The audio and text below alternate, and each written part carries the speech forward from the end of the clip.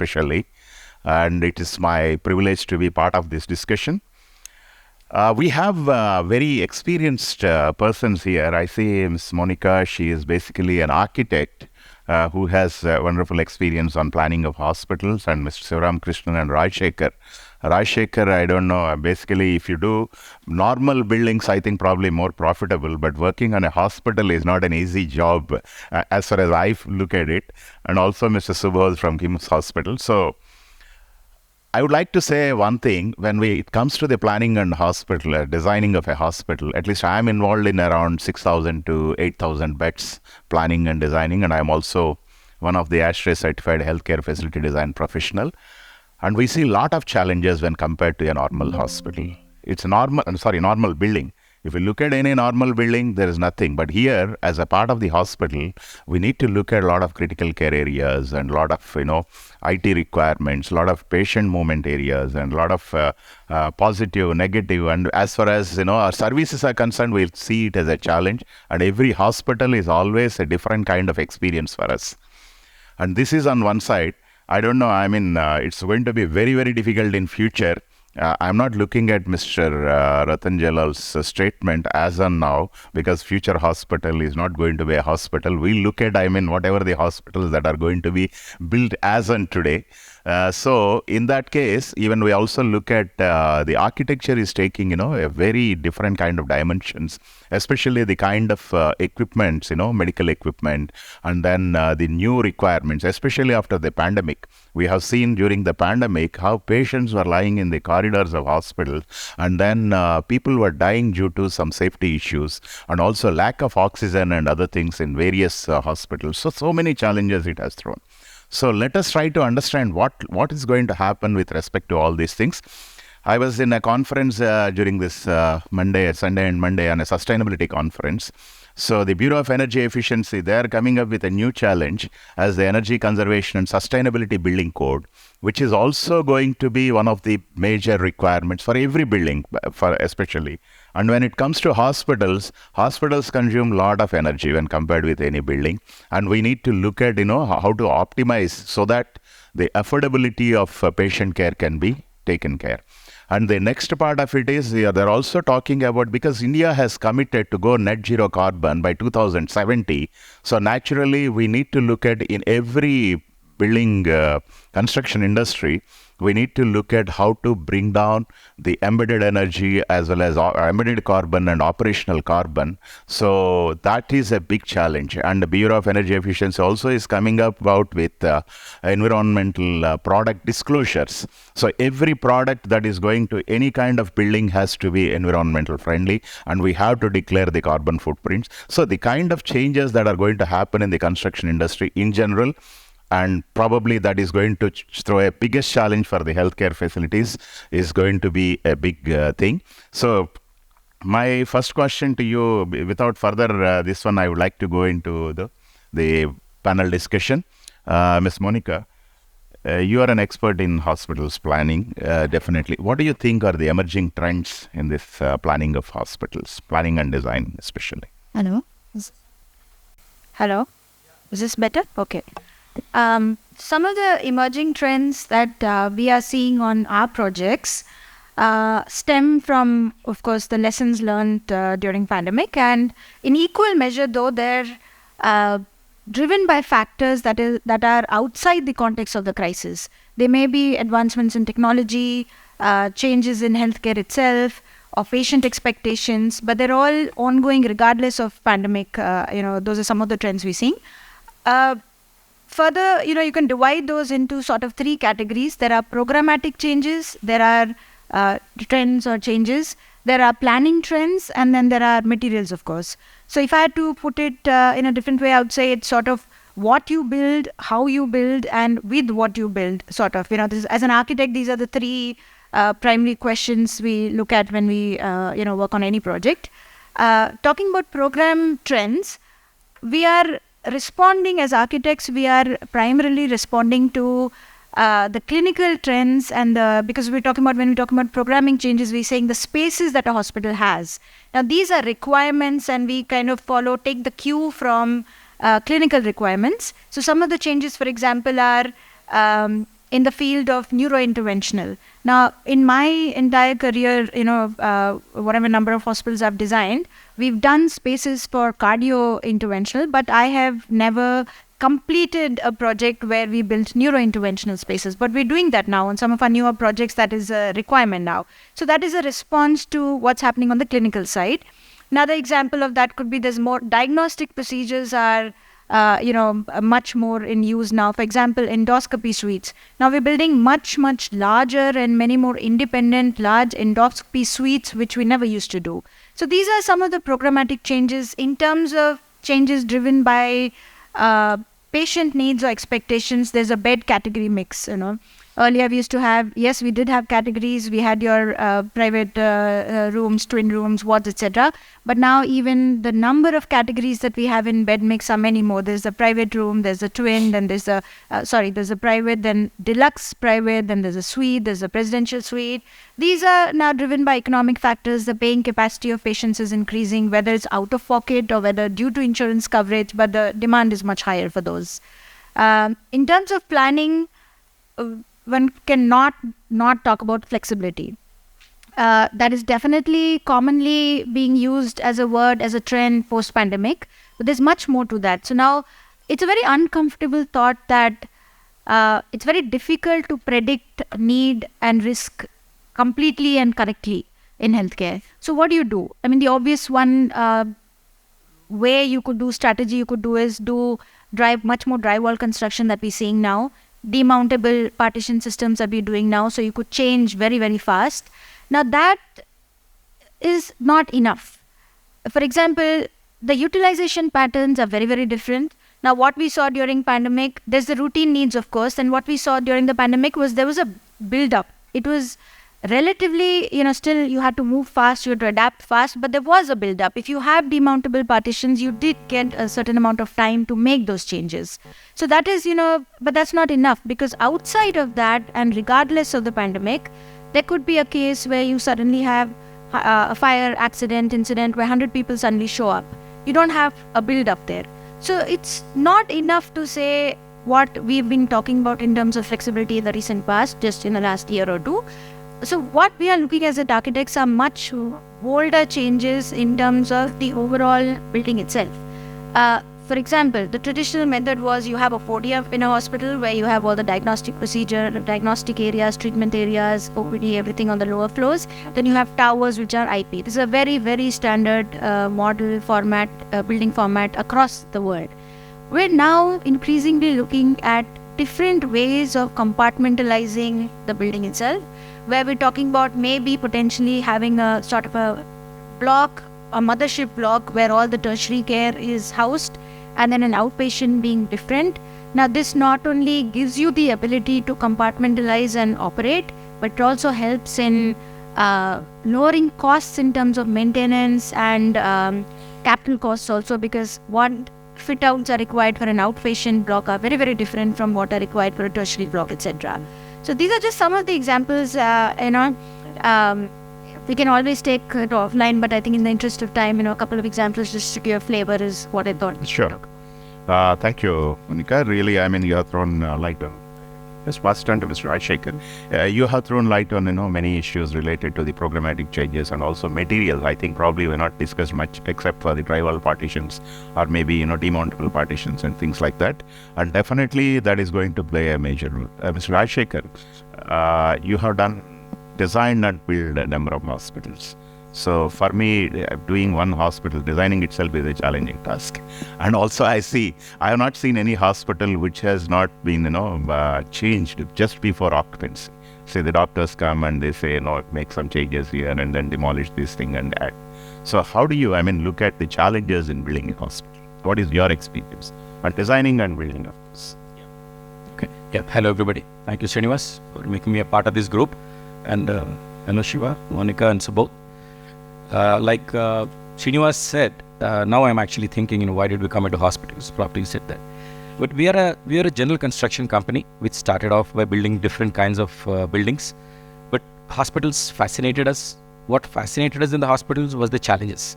So if you look at when Srinivas is asking me about the challenges, I think hospital construction itself is a complex phenomenon. In general, construction is something where it involves a lot of planning, resource mobilization, and coordination. You want to be doing everything right to be within time and within budget. And when it comes to hospitals, it's a different proposition altogether. The complexity never stops. See, it starts from the basic fact that there are about 50 different components in building a hospital. It starts from the very obvious brick and mortar, which the construction is supposed to do. Then the visible services, which Srinivas can agree, the fire protection, plumbing, your air conditioning, medical gases. And then the allied services, you have the F&B, the kitchen cafeteria, the laundry services, you have the medical waste disposal, you have the housekeeping services, and you have the landscape to put together. So I can go on and on about the number of components that have to get in together and work seamlessly so the doctors can dispense healthcare to today's needs. So this is what fascinated us, and when we come in, we are seeing that we are still learning. As we get in, the basic purpose of a hospital is to dispense healthcare, and hospitals involve large capital requirement. So being on time and being within budget is the topmost priority in a hospital, more than any other project that I know. So that combined with the complexity that the equipment that we use in the hospitals is one of the most expensive in any business. I would like to take the liberty of calling healthcare hospitals a healthcare business, because it is only viable when you think of it like a business that you can function properly and deliver the required healthcare. So coming to the hospitals, the equipments are extremely sensitive. They are expensive. They are sensitive to humidity. They are sensitive to dust. They are sensitive to electrical fluctuations. So the agencies that are involved in the construction of a hospital have to have the awareness of multiple domains. So we are trying to go beyond being civil engineers and construction people to understand the MEP component, to understand the architecture component, to understand the operations of a hospital. So in the end, we are doing a hospital. It's not like finishing a BOQ item where I say I've done 50,000 cubic meter of concrete and 5 lakh square foot of flooring with some air conditioning and electrical. I have to be able to give this facility as a day one operational facility for a doctor to do his job. We are treating people, we are saving lives in a hospital. So the hospital operations team has to be given enough time for them to do their testing and commissioning. Srinivas and team will do a lot of design parameters. We have the team on the site has to validate these parameters, make sure that the NABH is going to accept this, and the protocols like the ARB approvals, the fire norms, and your pollution control board norms, your STPs. Like I said, there's about 50 components. So the challenges in a hospital are innumerable. And I think it's a job, as it is, it's a job of specialists in giving out healthcare, but also the construction of hospitals is a job of specialists. The architects, the MEP consultants, the operational people. So that's where I think we need a lot more attention in understanding the operations. And we as a team are dedicated to the construction of hospitals. We've stopped everything else that we're doing. All our systems and protocols are trained around how we can do our job well and giving the product to the hospitals, and what we call from NOVA as day one operational. So this NOVA do is what we are targeting towards. Thank you very much, and I hope I did cover. Very much, and really I appreciate you for taking this kind of hospitals as a Mr. Sriram Krishna. You have a lot of experience in the operations and designing of hospitals, and generally what I see is once the hospital is built, before occupancy, I find a lot of changes that generally happens. Every doctor will have their own way of movement and their own requirements and things like that. What kind of operational flexibility you look at it while designing? So, as the Dr. Tom returned, flexibility is a must now. Understand for the new changes required. My past experience with the pandemic, my past experience with the pandemic, like during pandemic, we done a lot of jugaad works. Jugaad work means it's not the pre-designed works. Like there was a huge scarcity of ICU beds, scarcity of isolation beds. But we done wherever there is a space that just we done some partitioning. We done some air changes. That air changes not pre-designed or not. It's at namesake. Some extent, some designs it was well planned. Some designs it was to just mitigate that issue, to just handle that point of criticality. So while doing that one, I come across many issues like there was a huge scarcity of HVAC systems or MEP systems to install. See, some designs what I have done is I just took exhaust system and installed in one big isolation area where 12 bed or 10 bed. So it didn't work for months because this exhaust system was designed to work for an hour or 2 hour need basis, whereas 24/7 is not at all possible. So this has really, like in my mind, what I want to say is we should be in a position to design a flexible designs in terms of patient point of view or service provider point of view or infra point of view. If I say patient point of view, the design should be such a way that it should be in a touch of a button or in small duration of time. You should be in a position to change the usage, or you should accept to take more patients or something like that. For example, I tell you, 10 years back, 100 bed OPD, 100 bed hospital would have taken only 200 patients, OPD patients. Now, with the digital transformation, what we can see, we can have everything touchless systems.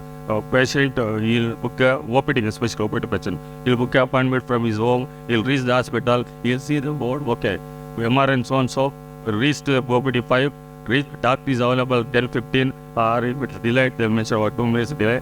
And whenever you take sir, as soon as you take some medicine, please go sit to the bottom, the same one, or the same, not pretty say, no, what the next guy, I'm in about your own,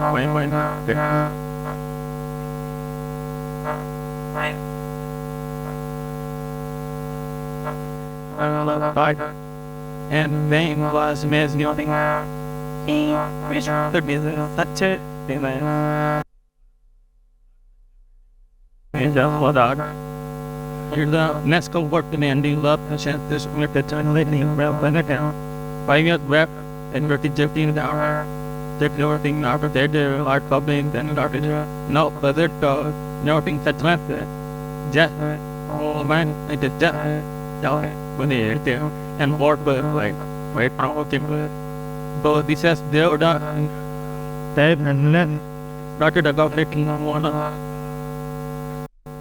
Only the term is who down the disease to adopt such a flexibility in terms of patient, in terms of doctors like their service provider.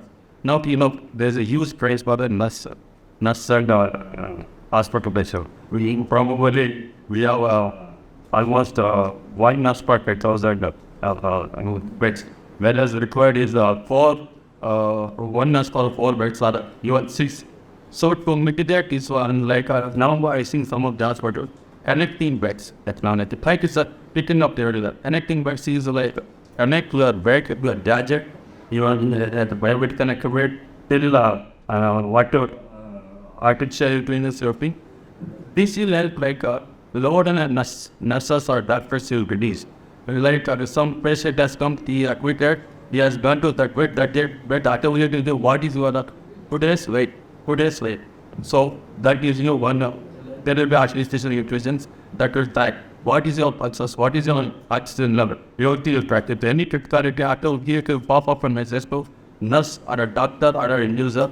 After that, the doctor will decide whether it's a critical or a book. When you break the priority service and you work with that patient, in that sense, very short of health also, general protection, and also then he served and better service.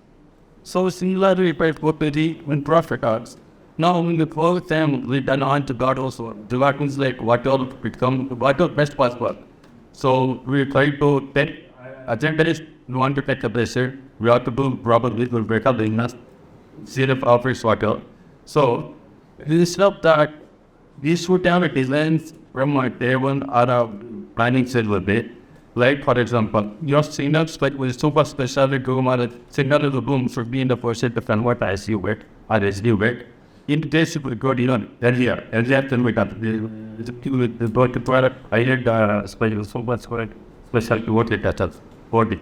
So it touches a button should have that or should have multiple modes in a same exhaust system, exhaust system, or a pressure system, or a perfect water we say. Now what we're doing is there are 2-3 modes in the water take up. If it is an orthoptist, I said automatic be orthoptist friend, my human, we can give 90 degree, we can give 21 days, we can give, temperature and all your thing. And we'll set the timing. Automated, everything is automated. I don't know many interpretation is required. Similarly, touch of a button, if I want to convert the solid as that, I should wait. When a bit work was required. We should delve, we send patient in smells are. When they got your point, Mr. Optician, but only problem is, the affordability of the hospital there. And I think this can be done, using the technology. But I just require anything well, I do, listen. So, this knowledge that was put out, see, this hospital, this what is designed, send it on the exercise. Instead of you with them, work order, we send the base, the exercise number will be like this sort. So, in this sort, we can have a system, same motor. That water might be special to like with a one more, 2000 RPM, without 10 minutes in this. You both you spend another ticket like busy, go for 2 months or 3 months. So, suddenly and passages, your capex is to do it. Whereas, requirement at trial runs, we could definitely and need it Because it affected the challenges also involved. If you have to have different nuts, like. So, doesn't need it. Doesn't need it. I think we'll elaborate more on this particular thing once again. I just want to visit someone in Wiki. And then you also have a lot of experience more than the operational point of view. And I hope, what is your experience generally, in the hospital culture and taking over? And how do you think doctors, they get involved in all these things, or how do they? No, good morning everybody. Thank you for this opportunity. I must say, we must take the doctor on board when we are doing any modification in the hospital. Okay, a lot of administrators and a lot of designers, they're apprehensive to reach the doctor, thinking the doctor will ask for more. All that he'll ask, big room, big size, technology, I won't get my ROI. But I have worked with doctors over a year for the design that we are planning for our new hospitals. They are very down-to-earth people. Probably I'm lucky, but they understand what can be done is available scenario. They do ask for any extended workspace, but if you reason out the phase in which it can be provided to the doctor and in which it can be made available, they do understand. Why you should involve a doctor is because we build a trust there and there. The moment you get the doctor on the drawing board, you build the trust and accountability and ownership and importantly transparency. So the doctor knows that at one point of time, I be a part of this entire journey. And which is important because the doctor will think about the nurse, the paramedic he's working with, the patient flow and the patient privacy and safety. All these things will be on their mind. So when you reach out to a doctor and try to build a system or let's say an ICU or an OT complex or for that matter, a diagnostics, the entire patient flow will definitely evolve well provided you make the doctor the center point of all this.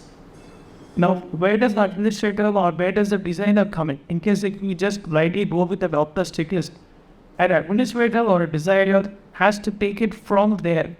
If the doctor has built the entire pathway for radiology diagnostics or for the OT workspace and the functional flow of the patient, how will the patient after that service, when the patient gets the next process, when the patient weigh on this why, how do you build transparency to the patient, the reporting pattern or the reporting duration, it reach to the patient, how would you zoom patient care and the doctor's support is very not hindered. So these things we know how or a design for where the doctor feels and knows that what they want to give the patient is present, and beyond that, the bird's eye view is given by the administrator to see that the entire flow in the specific area of work is smooth. I give you another example of what happens when you take the doctor's input. We said when we had do a lot of drawings. I'm working with Monica, one of our hospitals of the kids in another region. So she was making the fault of how many changes we did. We were here the emergency move. So yesterday she got me 21 times you changed this document. They want the next project also in the make so many treatments. I know. I'm here. I remember the board. With this experience growth. So because typically, if you have a HOD, a senior doctor who is able to put the team along and then take you through the journey of planning, it makes it easier and it's less cumbersome. But if you have more than one doctor who is able to give you valid inputs, valuable suggestions, then the number of changes are going to be more. But ultimately, it is the doctor, the nurse, the patient who are going to use that service. So at all points of time, an administrator and a designer should see how they facilitate the entire workflow for this clinical. These are the most important pillars of the entire operational flow in the hospital. Rest all other things can be centered around it or can be given the next level of importance. But when it comes to planning, a doctor's involvement is a must. If we don't plan with the help of a doctor, then the gaps will happen. And then we will have to find ways. But the doctor changes, some other doctor comes to, then again it will change. And just what the We have to convince the new doctor. We have to sit down with the new doctor and take those smaller children. also think that right. Yeah, that happens. It will happen. That will happen. Take up and 4 doctors at that side up. Please. So when you have any patient that you would have also on board, and of course, see, basically, if a doctor thinks from a patient and a staff and a clinical point of view, there wouldn't be a sea change. There would be some small aberrations, like that's how this will come in here, if you put it there, or this could be a little bigger area that you have needed for the patient privacy, those things. So we have to allow it, and we have to ensure that tomorrow when they are working on the ground, they feel happy about what they have created for the patients, for the hospital, and for their own workflow. Actually, also, but in fact, let me tell you honestly, the changes do not happen only in hospital, in any project it is happening. In fact, we have Tino Telangana Secretary now. I'm afraid whenever Chief Minister of Minister or an AIS officer comes to the site, we had to very big change. The next day they come to today it will be broken and it has to be recast back again. So, and that will require a lot of time wise. Yeah, we want us to be just direct the order, outright the order, and for example, Mr. Subol. Say 2 examples are light examples what I can come across. I was very adamant putting a bluoscope in a different flowing. And I like doctors go, I'm a consultant, they told no fluoroscopy should be maximized. That's what it is. I was not understanding why he wanted. But I was given big space of things. When I met in my company, we can reduce the second at ultrasound with the presence of fluoroscopy. Right, you can utilize and Actually, really hard, then it will be better. You know, it's you don't start it and Yeah, that's a valid side effect. Absolutely. Yes. Similarly, when ICU, right, the general ICU is during board and HEPA filter. So when I met the consultant, he was asking HEPA filter. Then we done with the Google research, all those things. So we come to know HEPA filter not required isolation room. 1 year for these. yeah, constant it is not as far as. So these things it will help indirectly could reduce the cost and it's a profit to the organization and better connect to the Yeah. Thank you, Sir Assistant, for that. Madam, I just want to provide to you one later thing, that happened is property tax. It has changed the way we look at each other with the economy and the economy, the way how we do also. So what kind of any changes what you expected? You are talked about certain things basically. Any material changes or planning changes, what you are in solution. Especially the kind of patient that have to be cancer suddenly or something like that. So we are seeing that water changes in branding that are forced by the man. Should we start off? I know I drove this thing. So we are seeing a lot of changes with funding again across areas such as program planning and meeting. Though we would remember that for the 2 points that Shiva brought up earlier, one of them about isolation rooms and the other about what we call acutely adaptable units. He was saying they were going to guard, but they may have done to guard at that point in a hurry. But we are addressing those things. For example, regarding isolation rooms, other than the fact that the number of isolation rooms is now increasing, the number of intakes that we are putting in are much more. Even traditionally, departments that did need an isolation room, now we are putting isolation rooms in there, such as the postpartum units.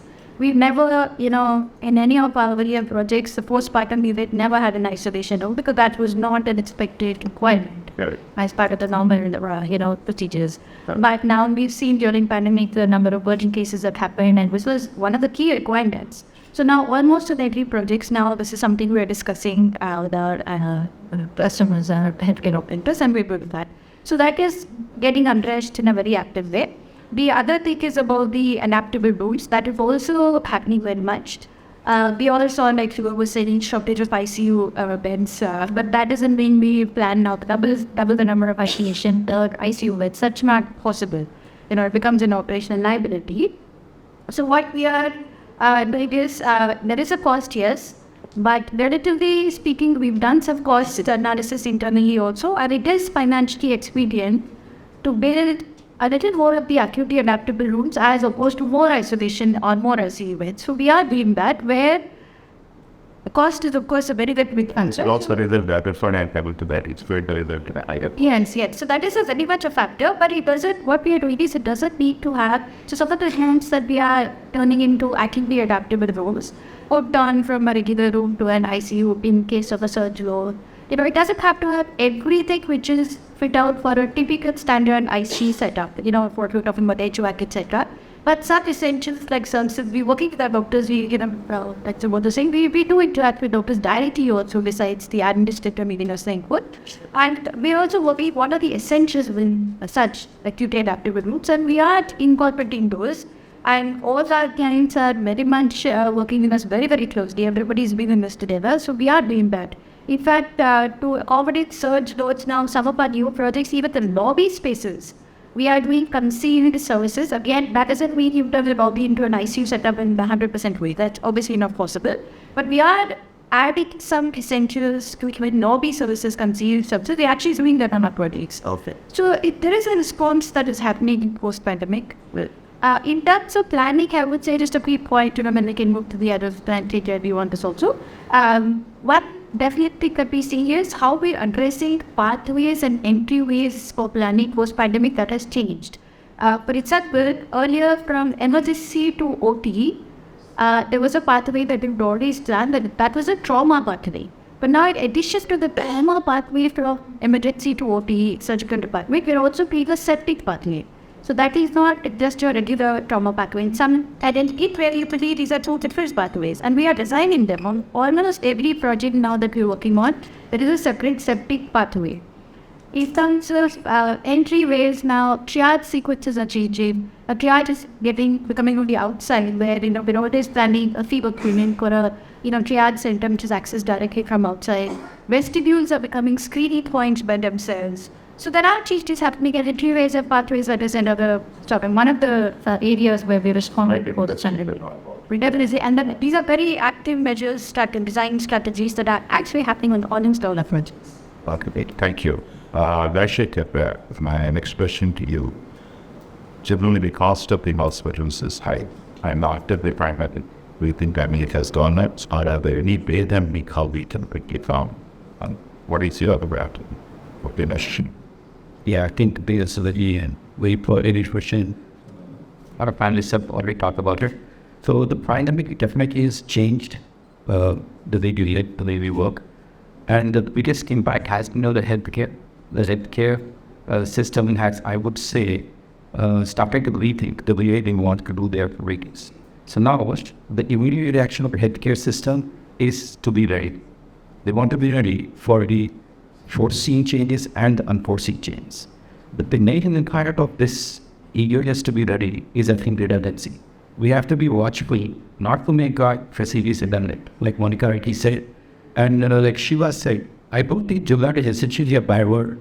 So this is something what India survives on, and I would say that it thrives on. So during the time, like you said, we did so much of Jugaad. Our entire team was working. We added about 600 ICU beds into the system with very simple and effective mechanisms. So one of these to the question, our system, where Monica said, should be designed in such a way that the basic modules of healthcare are created with multiple entry points and pathways. And we have a simple way each of these single roles can be converted into an isolation room. each of the wards which we picked can be converted into an ICU.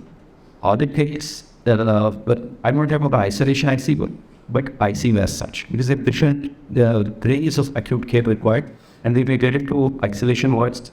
We created isolation rooms out of wards. On the unit was an acute patient with clinical, and we actually did that. So I think the pandemic has created that it has only shown us a phase of a requirement which we can grow. But I don't essentially feel it has put a lot of pressure on us to be redundant. The other factors that we added to the cost are like the research or supply chain. The way we got our engineers, the pressure on the imports, the semiconductor chips have become seriously gauge for that. The air conditioning systems are becoming long lead times are becoming more expensive. And it immediately a lot of restrictions in import of hard parts. They're really for local products. When they go to the local products, the local market is not ready, and the cost is higher. Maybe the quality is not ready yet. So coming to the precautions that they can make, I think one major precaution we can take is lockdown. Look at developing the local industry. The products that we have are very not very high tech. What a healthcare system requires a very simple material. We can go local, and I'm already seeing a lot of medical devices parks coming up. That's a good thing. And the planning fact, if you can look at in a hospital as a basic building model, make the entire construction model, you can be key. Because the worst part for us is that maybe we will not see another code. Later we will see something else, which will be totally different. So we cannot be overreactive to code, but we can and be adaptable. So the planning, and when we strip it out and go to the basics, rather than going up and try to make it ready for MVP, which we don't want.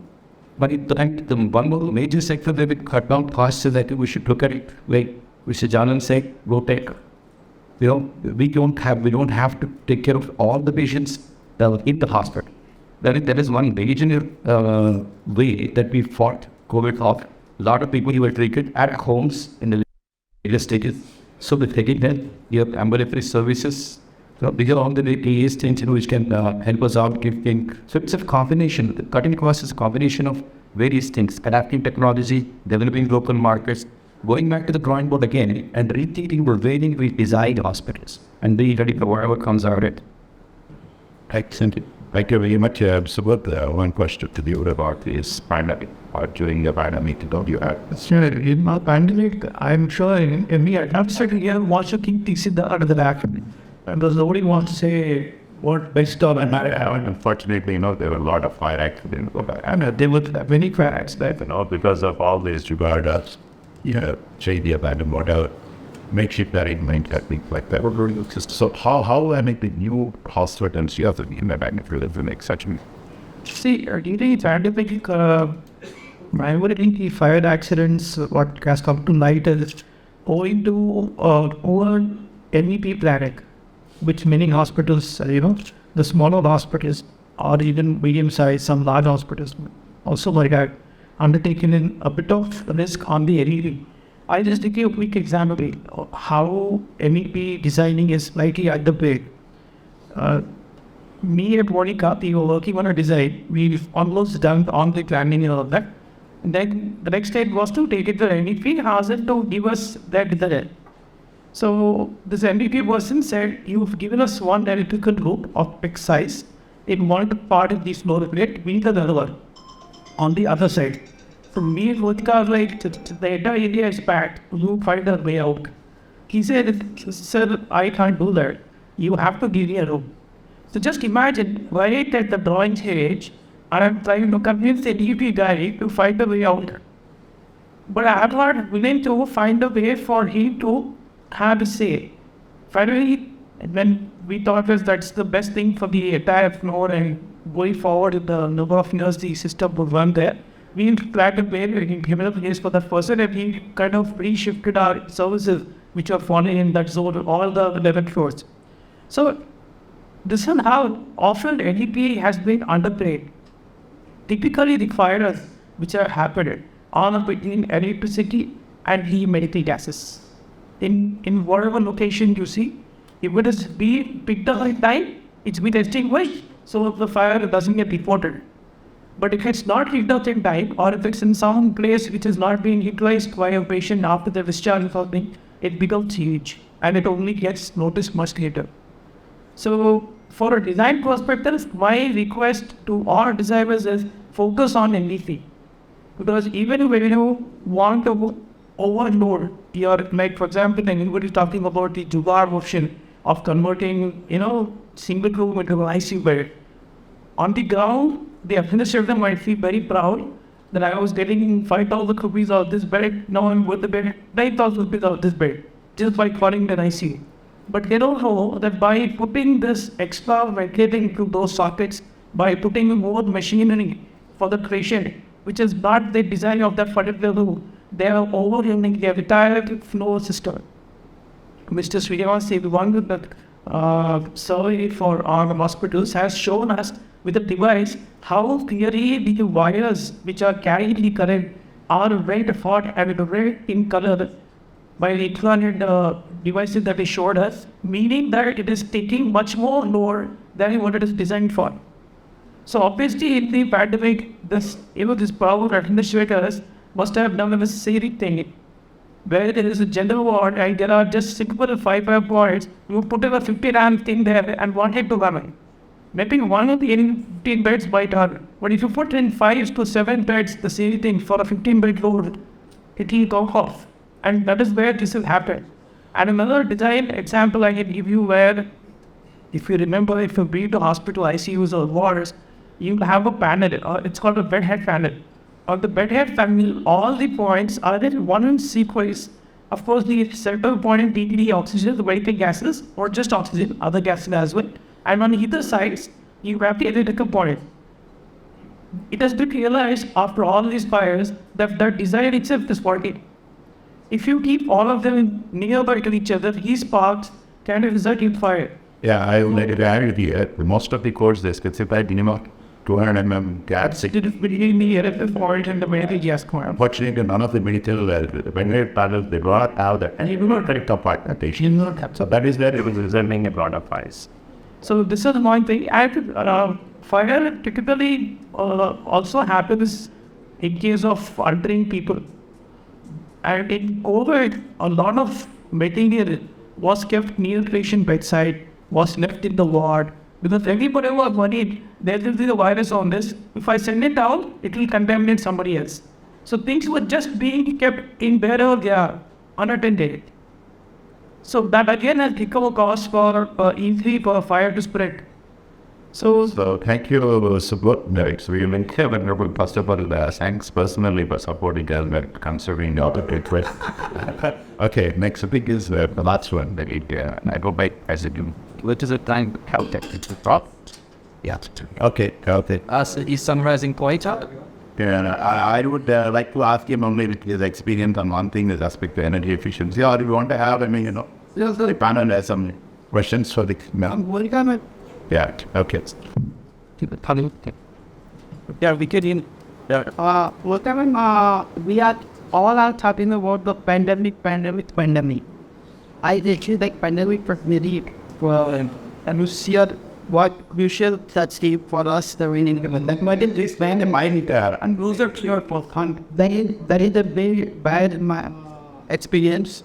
But our country was not for the bad one. That is good. And now we come out from that. But something we had to learn about the earthquake happened in the Turkey, where the positioning of the wards, like the children's ward, suppose it is in between the building. So, as a being person, as a being proven, first we save ourselves. This is our nation. As per the, we fight you or not. So, Sir, may I know your question or anything? Haven't we been able to cover with other people? no is a nation. A map with us upon either for gesting of the patient is important for hospital or not. The positioning is where you keep the With respect to the aspect that the pandemic and the panel. actually we have a different type of structural design, but enough codes which talk about how to design against the requirements. think he's talking about how to evacuate the patient. Evacuation. In fact, what you better now, I have seen over the LinkedIn that outfits we been over the LinkedIn. Can we discuss this if you don't mind? Because I was told that the time is short. Sure. We are the last time. I would like to just conclude this thing. Yeah, we did highlight what's our discussion one set of details. So then please split consolidate. So in the design itself, if we don't accommodate the radiation safety aspects, again to accommodate the radiation machines, developments, and radiations, it will be very difficult. I think in the design itself, we should in the bunkers, like other places, we should have a radiation safety provisions inbuilt. They are actually, and this is one area which is highly regulated by AEM, the environmental we cannot deviate at all. And this is one area where actually there is absolutely no deviation. We're absolutely right, it's important that it's done.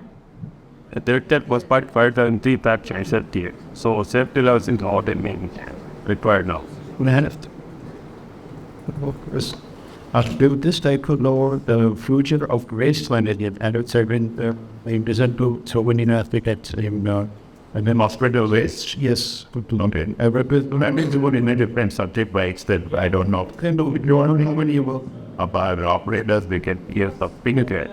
I mean, I'm not that this is when we talking about someone. As such today, I'm sure I think that waste is being taken away to a central. I'm basically putting my waste up. I'm very private can this, I'm aware. Yeah. In fact, there's a big agency called doing Right. Yes. And also, there are 3-4 ways now. One is you will Product first, designed within the hospital, and you have to follow, and it is monitored by position petrol board, state collected for position petrol boards. Third one is develop liquid either distinctly ETP. This has to be identified at the position petrol board. Then the different rounds. You may have to follow all those things. Then only when you get the occupancies at work, there is a periodical inspection for the authority. That has to be followed. Yes, so have no compromise on just when it is purely after what happens, what it built, which is generated in a hospital, it has a faculty to convert that into pony, which is high caloric value of maybe 10 channels and make the pens per brand. Yeah, when we fuel, it's fuel. But it is then only see about your drivers, right? But Yeah, what's solid drivers? yeah, then I would think about it in the hospital. Yes, it can be that caloric value. So we focus more on hospitals alone here. I hope whatever it's wrong. So I just wanted to know the future of the design parts and designs coming into the hospital. No, here I don't think we have any kind of waste management system being run as of now for any of the hospitals. But definitely, I think we need to look at it. like the brain. Now that we're doing the hard question, So that's why I always suggest never make it cost. As a part of being architect and designing the front hospital, what do you see the role of the fridge AI, like today the latest ChatGPT where people are asking a lot of questions, and so having done so many hospitals so far, we have a database of the fridge scenarios. How do you see that being integrated into designing the ideal hospital, if I put it that? Every session, Institute of Architects, AI has got a handbook on that planning of hospitals. And as well, the Azure for services, actually in Azure we have specific design guidelines on any theaters. I hear related to AI here, or it's like AI, artificial Let's break out to make it the pre-scenario. No. And then before we go to the construction stage, and the pre-design it says, like how it is done between the automobile industry or we take up in we not- something like that. So we're not actively working on anything, and we've not seen that really a hospital designed and driven by AI right now. But there are a couple of companies who are looking at integrating bringing in technology for design itself. In fact, one of the companies I used to work for, that company in San Francisco, maybe some 20 years ago. And there, one of the principals has set up his own company focusing on technology now and using technology through the designs and scenario mapping. So they're doing that. But I don't think it's yet got to a stage where any of the hospitals, at least that we are working on, we are using that. No, but definitely digital twins. I think, that is the future, the short is happening, where we can probably simulate the whole experiences into the twinning the digital system. Yes, but That is what is happening, but you see, still it is not taken off there. Early stage of what it for. This I would like to add upon. It's a very good discussion. I think hard writing down because I'm the part in the GMI, which is the encoder we are talking about the expansion and even from 2005 onwards. So I think there should be everything sort of thing. It's not only the architecture, structuring, all the people. So everyone should have a committee. And every month, whatever we are updating your architecture design and structure, so that we should have a meeting so that the fruitful work may come, because it's a successful project at our international events. And all things we used to be, then what were the updates, and then we used to take it. It was a very good platform as come to the head department. But you said not for this to be at a project level, you're saying at the overall some centralized level, there should be some project level. At each project level, whenever we have taken some commitment of the project, so you should have all these members as a team. So then it can be, yeah, you should do that. Each project has that. There is a committee. Internally also we have these committees of all our different disciplines within our company. They can design these pits, and also on the client side also there is a committee, and we regularly meet. This is happening.